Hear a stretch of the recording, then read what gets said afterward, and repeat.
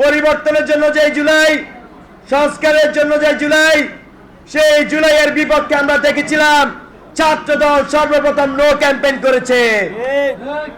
বন্ধুগণ, আমরা দেখেছি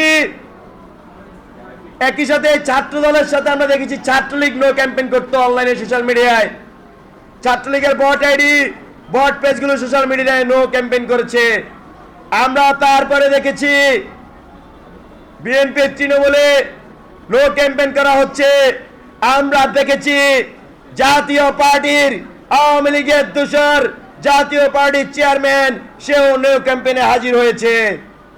আমরা আজকের এই সমাবেশ থেকে স্পষ্ট ভাষায় বলে দিতে চাই, যারা এখনো জুলাইয়ের বিপক্ষে অবস্থান করছে, দেশ পরিবর্তনের বিপক্ষে অবস্থান করছে, সংস্কারের বিপক্ষে অবস্থান করছে, তারা যাতে তাদের ভুল সূত্রে বাংলাদেশের পক্ষে অবস্থান নেয়।